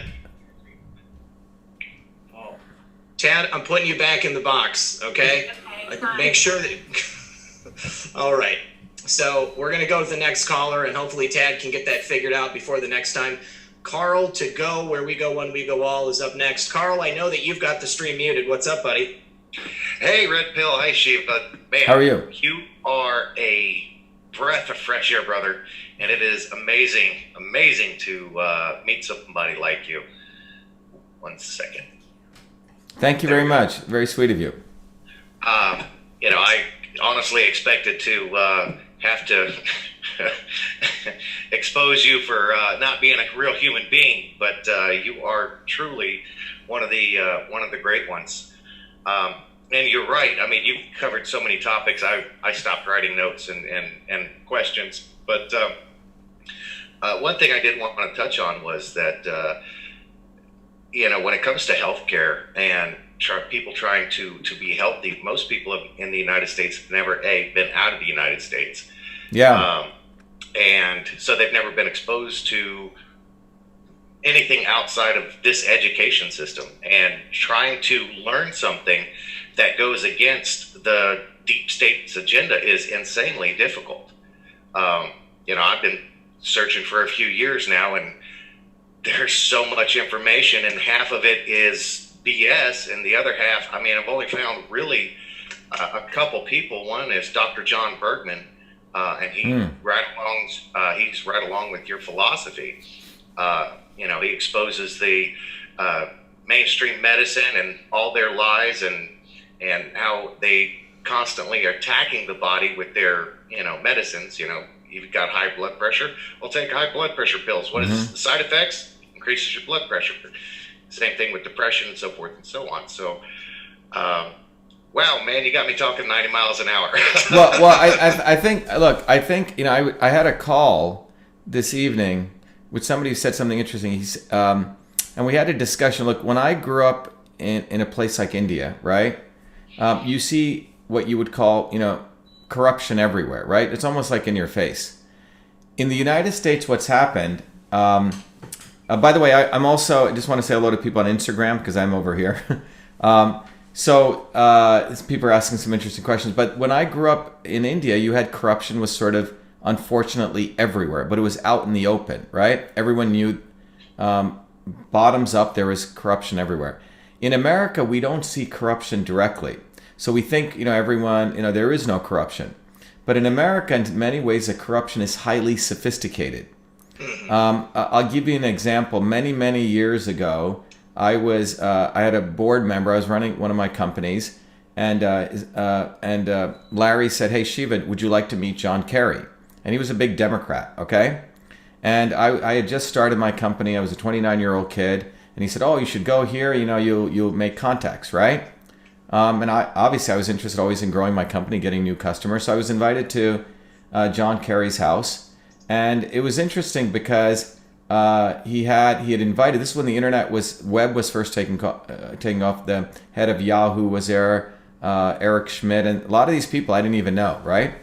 And Clinton walks in, Bill Clinton. So it was in John Kerry's basement, and there's Bill Clinton. And there's 8 of us. It was very surreal because that was right when the Monica Lewinsky thing was going on with Clinton. You guys remember that? Oh, yeah. Okay, so Monica Lewinsky is going on, and Clinton goes around the room, asks about 8 of us, and that's all there was, a very intimate dinner, how he could use the internet to support, elections, etc. So we all gave our advice. But at the end of that meal, John Kerry, one of the dumbest people I've ever met, seriously, the guy's it's incredible. And Clinton gives this story, talks about, something about the internet. And then he ends, and John Kerry says, okay, he goes, anyone who wants to hang around here, you can have port or wine. And he goes, you can even have cigars. Okay? Now, if you go back and remember what Clinton was doing with the cigar with Monica Lewinsky, okay? So, and then everyone looks around the room, and there's one woman in the room, okay? And we all felt embarrassed, but Kerry is absolutely just a dumb shit, okay? Seriously, if you looked at his demeanor. And then, but this is what the intelligence of Bill Clinton was. He looks around and he goes, I guess in Senator Kerry's house, you can be politically incorrect, okay? And he just laughs it off and he continues, okay? Well, the next day, by the way, I had gone there, and I had, I didn't care for any political party. I never voted in my life. But there was some entrance fee to get in there, because to me it was like I wanted to grow my business, which was Echo Mail, right? The next day, John Kerry calls me.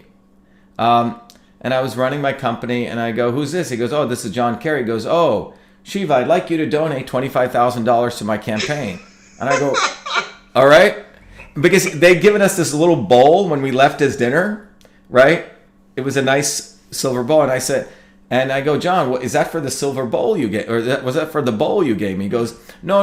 He goes, I believe you should support my campaign. I was like, he's freaking asking me for corruption, right? This is like, so I said, okay, let me just be very blatant. I said, John, how about you introduce me to your wife, who's Teresa Heinz, by the way, who owns a Heinz ketchup, because I wanted to sell my product to their company. How about you give me access to her so I can present my product, and then maybe I'll think about it. He goes, no, that's not how it occurs. He goes, that's not, basically, you see what I'm trying to say? What I realized that day was these politicians were basically retail's front storesmen for their network, and you pay for access. Yes. And he never called me back after that, okay? Mm-hmm. But because I went to the extreme to say, let's be very blatant about this, okay? Because that's what you're freaking asking me. You're telling me that I owe you money, and then you're going to give other crap to me, right? Well, I don't, every one of the businesses I built without any of these guys. My point is, that's what they do. These politicians, are incestuous. They go to Jeffrey Epstein's island. They go here, whatever. They're building their little networks. And they all have crap on each other, right? And what Americans need to understand is the incestuousness of these people, left and right, Democrat or Republicans at a certain strata. And Trump was out of that. He actually understood that. And that's why they hated him, because he had figured all that stuff out. Not that dissimilar to what I figured out being in the military industrial academic establishment of MIT. So that's why I can speak to you about a guy like Fauci. I've seen these little manipulators, as you said, Zach.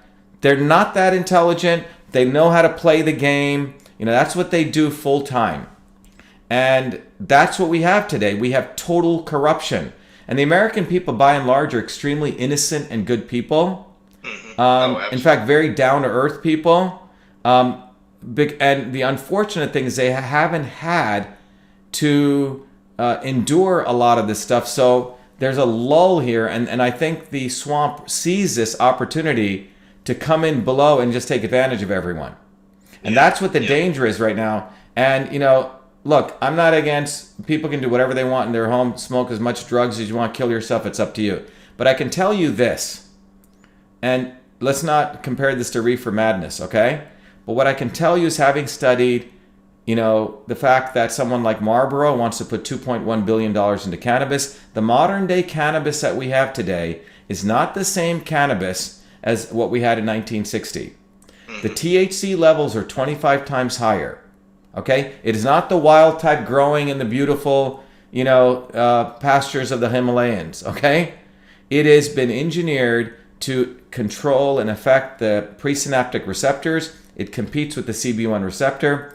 We are creating a whole era of people who can be manipulated by ingredients that we're consuming that we think are all so cool and stuff, right? So we live in a world right now that there's drugs, there's destruction of the immune system, there's destruction of our biology, and it's an opportune time to make all of us little drones and not lose all of our testosterone to fight back. And many times I feel like I'm the last of the Mohicans, and that's why it's great to come on shows like this. In our campaign, we're finding amazing women. The mothers who are joining our campaign are like warriors. They want to go fight. They're out there collecting signatures in the snow and the rain, etc. So there's a whole new strata that I see of women coming in who actually are getting it. They're almost like the healing warrior women. I'm telling men to also wake up. This world needs warriors who will fight, because it's a warrior. You need to be connected, but that's what we need. Because right now we're living in an environment where people are coming from below. Very quietly, fascism can come. And this is a modern day fascism, scaring the hell out of us. What could be more scarier than a virus, right? It's like an alien coming and invading us, right? Except it's invisible. So how do you fight against it? You have to listen to your overlords there in the government. Exactly. Carl, thanks for your call, buddy. We're going to move on because we got 30 minutes left. All right, brother. By the way, someone just said Last of the Mohicans. It's a great movie.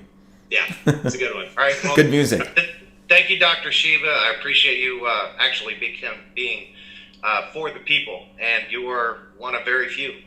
Most want to play the game, and I really respect you for. Well, we got to destroy these guys. There's no choice really anymore. We have to go annihilate these people, because for far too long they've had incredible amounts of power. They think they're better than us, and I'm telling you, it comes down to a very simple thing of who actually creates something.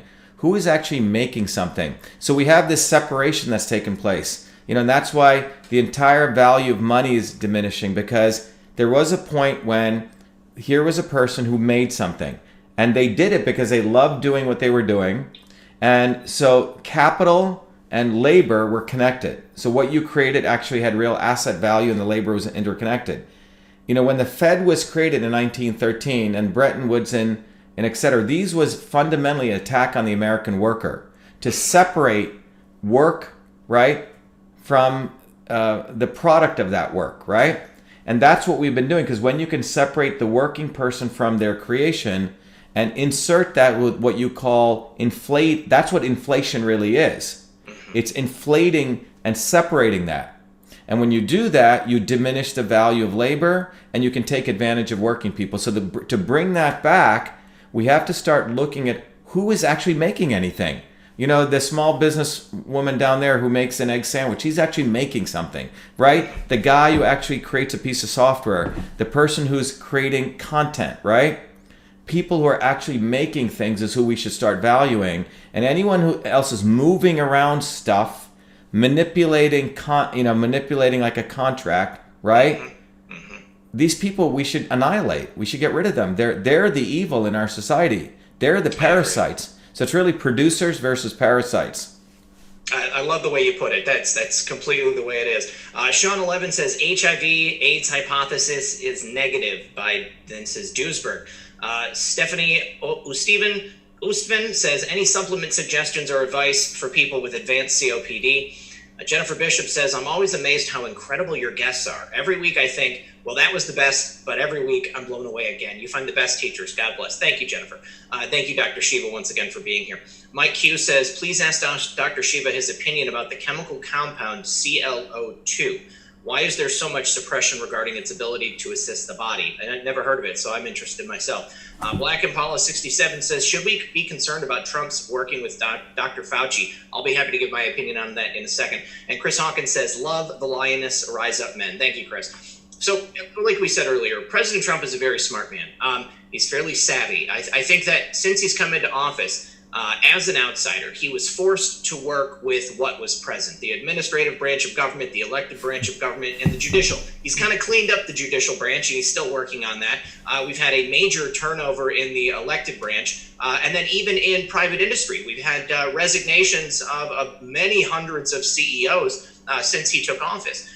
Dr. Fauci, I see as a remnant of that deep state that's been left over that he is now having to work with, and perhaps a remnant of one of the last pieces that he has to go through in order to kind of remake everything in the image of a group that's going to be helping the people and not necessarily helping industry and business. I mean, what do you think? Do you think that it is a big red flag that Fauci is involved in this, or do you think that he's going to get used in the same way that Trump has used everybody that's come before Fauci? Because that's what I see. Yeah, well, if you think about it, if you think about it from a perspective of this, right? Health, right? Health is ultimately the ultimate thing that you and I can control in some level, right? What we put into our mouth or what we put into our bloodstream. And so this is, I think what Fauci represents is the ultimate of control of those forces. So what we're witnessing right before our eyes is, this is the ultimate battle in some ways, right? Who is going to win the battle of who controls what goes inside our body physically? Because if you follow what Fauci wants to do, and what the goal is to immunize the hell out of everyone. That is their goal. And what Fauci has its way, this entire, what we're witnessing right here, this theater, is going to be used 1 year from now and saying, you need to be vaccinated. You need to get this done to your body. It's a removal of all elements of medical freedom, and it's going to be medical mandates. That's what in some ways, this is the big last fight in my view. We're witnessing it right before our eyes. It's not the fight of guns and stuff. It's a fight of who will control our bodies. And right now, they've put so much fear into everyone. And I think what Trump is figuring out by his doing this chloroquine and the Zithromax pack, right? Or the is basically saying, I'm going to promote that. And you see the reaction of Fauci not liking that, because these are two ingredients which are not going to make Big Pharma any money, or his buddies that he's funded over here at Moderna and other stuff, whose stock prices are going up. And he all the different ways that these guys make money through, ways that we can't even imagine. They got their lawyers 10 levels deep, right? So that's what bugs him, because his agenda is vaccines, vaccines, vaccines. Vaccines are highly profitable now. So that's where Fauci's moving to. And Trump, in some ways, in my view, is pushing this out there. And that's why I want to get our document over to Trump, because it's also another alternative. So it's out there. But the broader thesis is that we should be able to figure out what's right for our bodies, right? And it's one size doesn't fit all. And what Fauci wants to do is, one size, there is one size for all. And that's what this battle is really about. Will we allow the state to impose its will on all of us? Or will it be the government by the people? Or more importantly, sovereignty? Go ahead, continue. I'm just pulling the next caller in so they can be ready.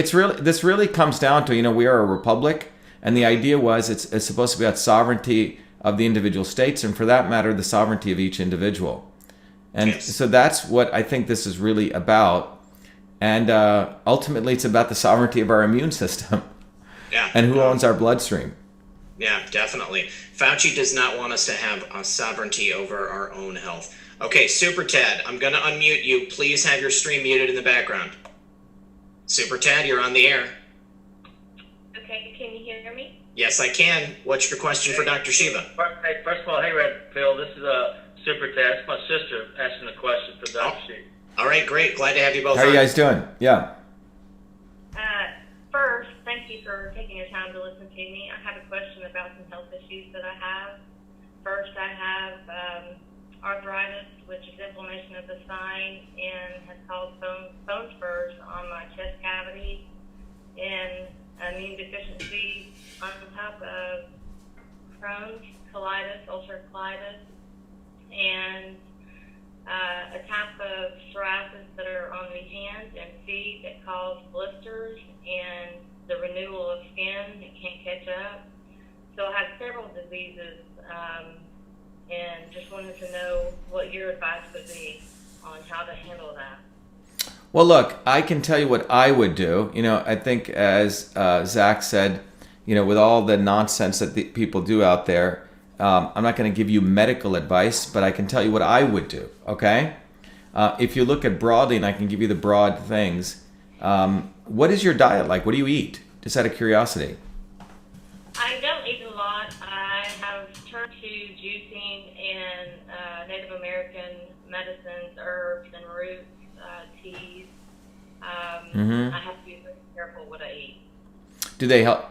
But so I say, so broadly, when you look at things like inflammation, right?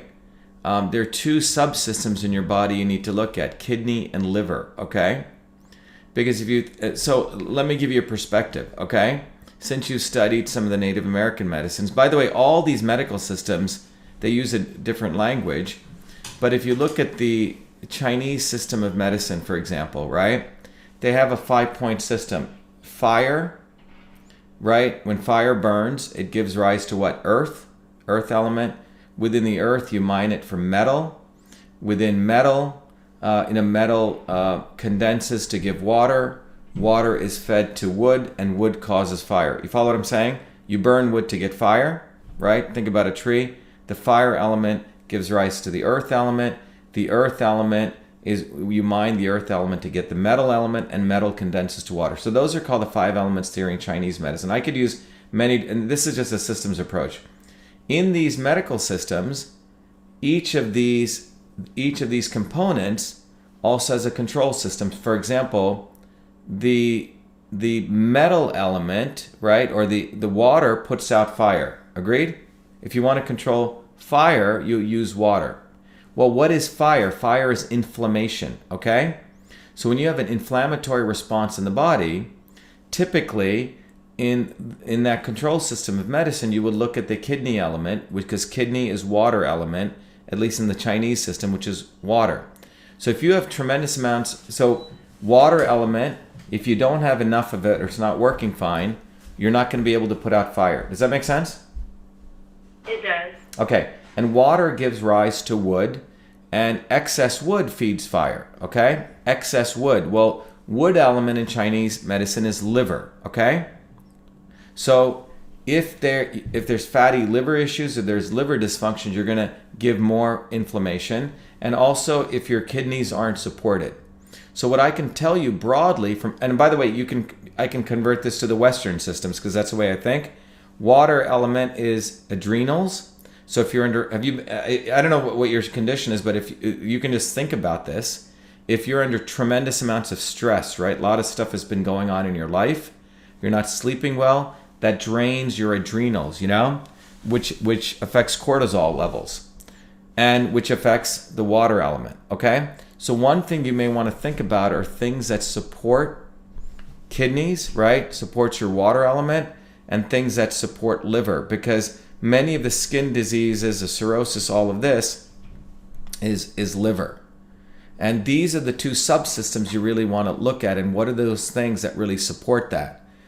Obviously, the microbiome in your gut, okay, is extremely important to all of this, because the microbiome in your gut is your earth element, right? When earth is functioning right, earth does what? Earth retains wood, right? So you want to really look at a number of systems, but one thing I can tell you is that the immune system and immune processes are really governed by all of these systems. But I assume it's like you don't eat a lot of sugar, right? What's that? She said no. No, I do not. Yeah. So are these changes you've made recently? No, sir. I've had Remicade infusions for the past several years. And is any of that helping? It does help with the arthritis some, but it does not help with the Crohn's and colitis and inflammation of the spine. Yeah, I mean, I think if you offline send me an email, okay, to vashiva@vashiva.com, I can give you some people that I know that can, in your area that can help because I have a decent network. But I think broadly what's important to understand is that from what you are telling me with the amount of inflammation, you need to look at your kidney and your liver subsystems, and things that can really support that. I'm not sure what you're taking. It's hard for me to do an analysis, but I can tell you that I can guide you, what I would do. So the opportunities to learn your body as a system, because any one thing is not going to do it. The interconnected framework I just gave you is how the body functions in many ways, Super Tad 108, did you get that email address so that we can move on to the next caller? Yes, go ahead. Yeah, Rick, we got that. Okay, excellent, guys. Well, thank you for your call. Hopefully that was helpful. Definitely get a hold of Dr. Shiva offline because I would imagine he'd be a tremendous resource to help you guys out. There's a food called kitchery. If you have an Instapot and you have some basic herbs like turmeric, someone just put turmeric on here, right? There's a thing called the MCV value, which you can have your doctor check out. It's called mean corpuscular value. A lot of people who have these kinds of issues, basically the body's not producing enough hydrochloric acid, okay? So people think, hydrochloric acid is bad, which is what MDs are trained. It's actually you're not producing enough HCl. So your body's not able to digest stuff properly. So sometimes it's a very simple thing. So yes, I had looked into the herbal medicine, and I am trying the dandelion and ashwagandha. Well, yeah, I'm talking about something even simpler. If you can go to your doctor, and I can give you a couple of things you should just test, your vitamin A levels and what's called your MCV, mean corpuscular value, okay? Which is, but Right. send me an email. Would you just repeat your email one more time for the rest of the audience? And then you guys, thanks for calling, and we'll talk to you soon. Yeah, it's V as in Victor A, Shiva, VA-Shiva at vashiva.com. And by the way, I answer all my emails. We actually use our technology, so it all comes in, so we sort it, etc. So we actually eat our own dog food here. I need to get that from you for myself. You should, definitely, yeah. Daniel Turgeon says Q just dropped, our favorite Anon just dropped, and just so that everybody knows, it says... do not fear, and that is exactly what I've been telling everybody on this channel for the last 2 years. So I hope that those of you who haven't bought into my philosophy can maybe take it from Q. Casey Collier again says that there was a new post. Catherine Gannon, thank you for that. Kevin Crystal says contribute to Shiva for Senate now. Amazing man, great podcast. Thank you very much, and I do wholeheartedly agree. B-Tech Vendetta says, thank you for sharing your wisdom with all of us, Dr. Shiva. Red Pill, this stream should be on every TV in America right now. Where we go one, we go all. I agree with you there, too. Jaylina Anand says, women have a natural instinct to protect our children no matter what, also our loved ones. It's much harder to manipulate such a strong instinct. Thank you for sharing your knowledge and experience. Sunva Green Card says, his point is the point I was trying to make last night. Dirty working hands don't live in ivory towers. Let's make creators, inventors, and innovators great again. Thank you for that. Jack Konofsky says, if you think our president doesn't know that Fauci is corrupt, then you don't know our president. Remember, Tillerson and Bolton and others, the president brings the traitors in, prays and destroys them. That's right. I've been saying that for a long time, too. Everybody who's come into Trump's orbit who has been deep state has been, summarily removed. And Trump has brought in someone after that is clearly for the people. And then Chief Smokey, thank you very much for that. And B-Tech Vendetta says, again, Q-Drop videos, music in the background aligns perfectly while Dr. Shiva lays out the truth of the world. Incredible. Awesome, guys. Go ahead and listen to that while we continue on. Yeah, by the way, let me just repeat my email again. It's vashiva at vashiva.com. It's not va at vashiva.com because someone I just saw on Instagram said VA. It's vashiva at vashiva.com. Okay, great. We've got our next caller. It's Dana Finkler. Dana, I hope you're feeling better. What's your question for Dr. Shiva? Best I've ever felt in 5 days. 3 points real quick. Sorry that you've been doxxed. We're going to have to go through this episode with John to see. Oh, it's too late. I already admitted my name. Don't worry. It's all good. It's all good. Send me a text with your number because I lost everything. Okay. I got an update about Grand Rapids. I have a cop who came forward about them being top 10 in human trafficking. Really? Yeah, dude. Yeah, serious Wow. stuff. And you want something else serious? Here you go, dude. Your boy, Matt, last night, not get you mad, dropped it that JFK Jr. is still alive, according to two of his sources. Two of his sources. All right. Well, I'll go check the episode out. That's interesting. Now I got a question for Dr. Shiva. Go Yeah. ahead. Okay, I've heard that DMT cures alcoholism, or if not ayahuasca, a bunch of other stuff, psychedelics. Give me your info, man. Well, look, I these are one of the things I'd like to put through Cytosol, but I can tell you that there's not a cure-all. Everyone's trying to find this cure-all. Okay, there's no freaking cure-all. Okay, this also is a reductionism. What I mean by reductionism is you take a very complex system and you try to find one thing that if you do and you say you're going to cure everything. The reality is there's multiple systems here. Now, I had someone who was a smoker, and she said, I'm going to go. Someone told me if I take ayahuasca, it rewires my brain, and I'm going to stop smoking. Well, they went on this ayahuasca thing. Now they smoke all the time. Chain smoker.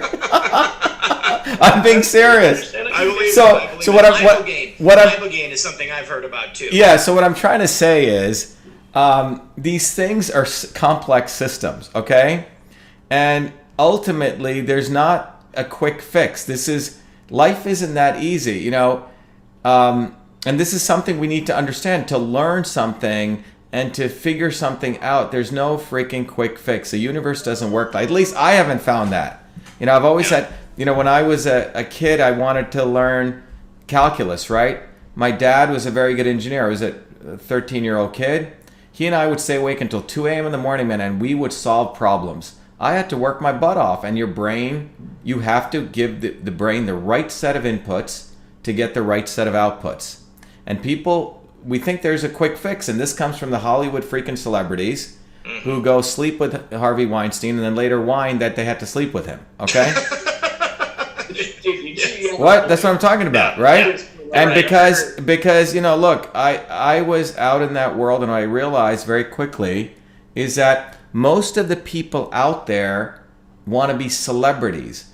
They're not that bright, talented. There are a few good actors, okay, who actually train as a craft, who actually put in their time. But most of them, I don't know, took some acting course at night, banged somebody, and banged somebody, and got someone. No, seriously. No, it's true. And that's true. And so many of them have a tremendous amounts of insecurities because they never really trained their chops. They didn't put in their freaking time.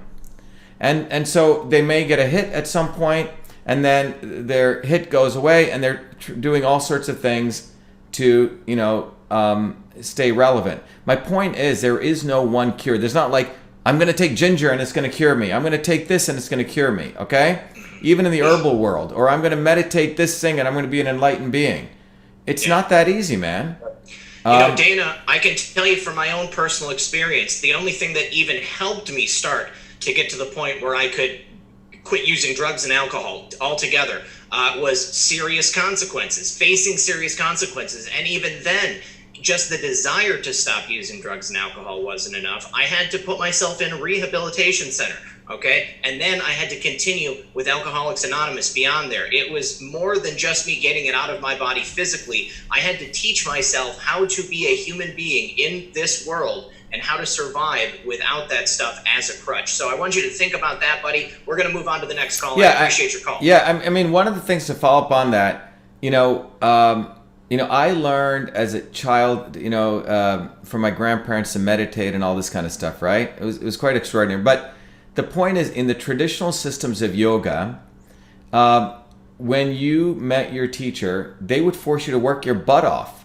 to see where you're capable of serving others, which means they would learn you to clean the toilets and do this and do that, it's wax on, wax off. And at the end of it, after 3, 4, 5, 10 years of doing this, you were taught yoga literally in one day, or meditation. That was the end of a process.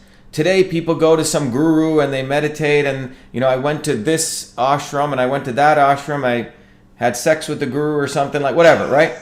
No, right? And then I've seen documentaries, so yeah. Right. So what happens is, and then you have narcissistic people who do yoga, but they don't understand that yoga and meditation were at the end of a process. Mm-hmm. It was at the end of a process of becoming a good human being. And then these were things that you did to advance that. It wasn't the beginning of the process. You didn't learn to yoga and meditate. That was traditional systems. Right. So what's happened is the entire process of the celebrity model has put yoga at the beginning, but it was actually at the end of the process. That's why you find a lot of these people are sort of, weirded out, in a lot of ways. There's sort of a dysfunction in how they observe. They eat all these exactly right things. They meditate and they do this thing, but when it comes to being a human being, they're not nice people, many of these people. Yeah, definitely. Yep. So BTech Vent, I'm sorry, Chief Smokey, thank you for that. Jennifer Bishop says, remember the best is yet to come. Daniel Turgeon, have you heard about hydrogen peroxide protocol? We've only got 6 minutes left. So have you heard about that? Somebody else was asking about moringa leaf. Yeah. So let's talk about moringa, okay? It's a very interesting tree. Moringa, we call it moringa in Tamil. I speak a language also spoken in South India called Tamil.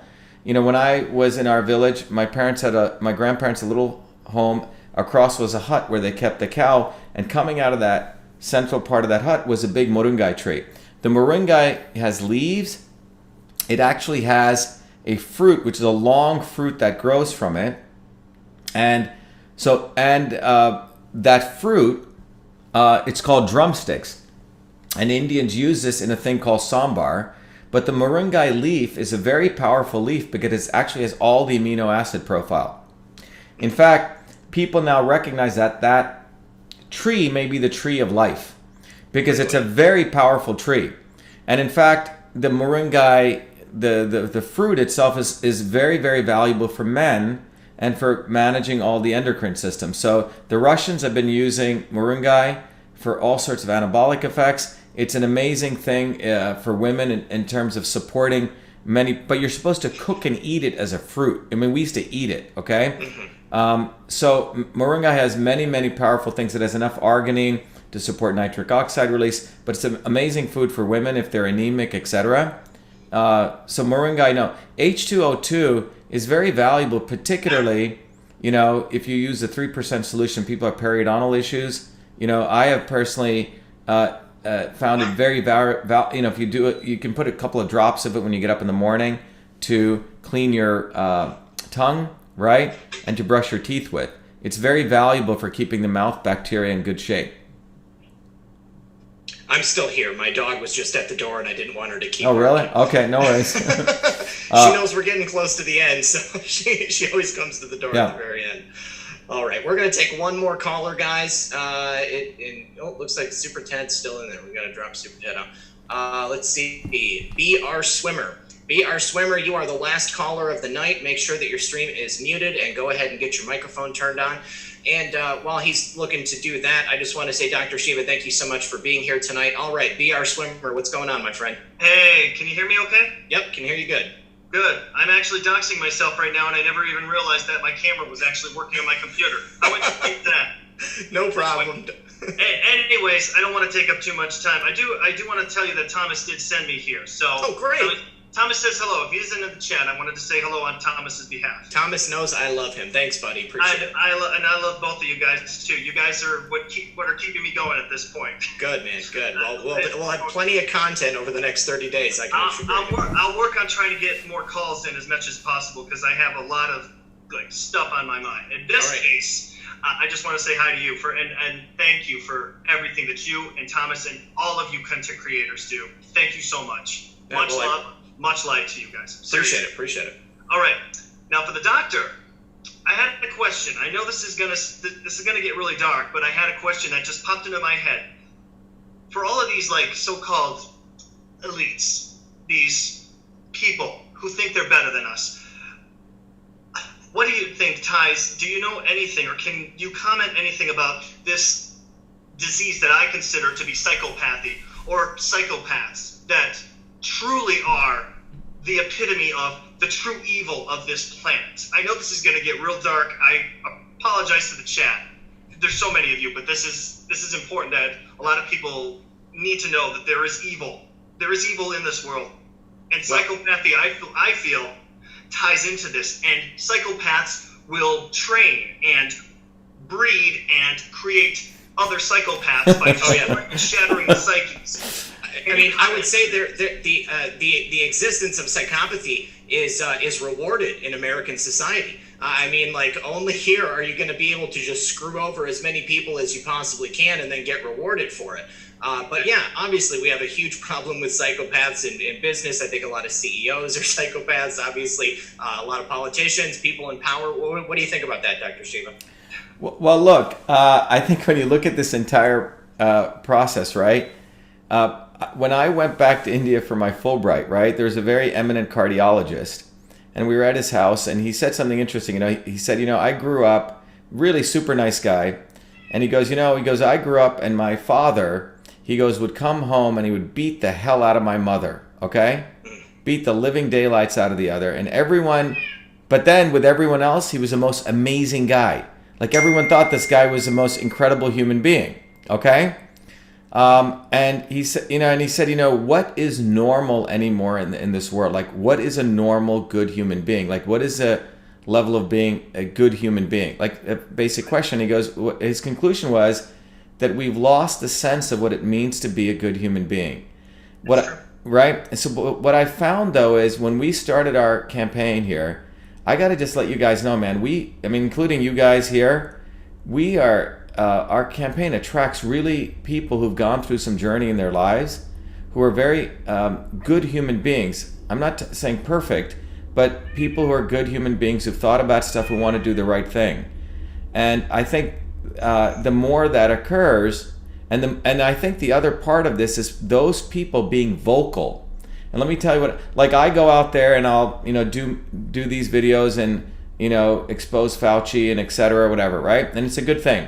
What I've asked people to do is also find their own voice, you know, and for them to start speaking out, you know. Someone just said Harvey Weinstein has been sentenced to 23 years in prison. Is that right? Yeah. That's wonderful. No, that's wonderful. You say, but what I'm trying to say is that it's time that people also find their own voice to articulate, so they're not outsourcing their voice to anyone else. And I think part of this is for people to find the light in themselves and to be able to bring it out. So it's not any one person, you know. So like the Q stuff, you know, I like some of that stuff, but the other flip side of it is we should not be waiting for someone to do our fight, right?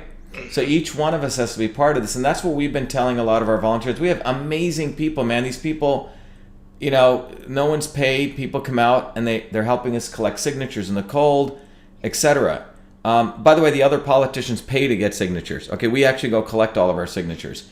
But I think the thing is for people to start finding their own self in themselves and learning to fight. For some people, this is a new phenomenon, right?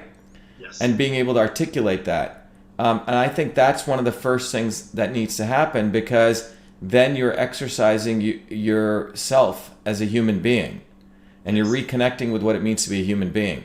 And ultimately, I think that's what that journey is about. And enough people start doing that, the bullies start running away. Because, you know, it's like you have one bully and one guy's fighting them all the time and the other 6 people are watching. And the last thing I want to tell you is many years ago, I gave a talk with a very famous organizational theorist called Price Pritchett. You can look him up. Price Pritchett studied all different organizations, you know, Native American organizations, you know, Paleolithic organization structures, and he found out that in any organization, there are 3 types of people. And he asked, you know, this was at a time when GM was having problems in the 90s. He goes, what do you think the percentage? And he said there's 3 types of people: resistors, people who don't want to change anything. They want to keep the way the world is. Then you have fence sitters, people watch which way the world goes, right? What you may call grifters in today's world, right? And then you have people who are change agents. And he goes, what is a percentage of those? And he found out that the percentage was almost the same in any organization. What do you think it is? So I'll ask you, so what do you think the percentage of resistors is versus a percentage of fence sitters versus a percentage of change agents? You know, obviously it has to add up to 100%. What do you think it is? Go ahead, swimmer. Oh, great. Thank you. No, you can take a guess.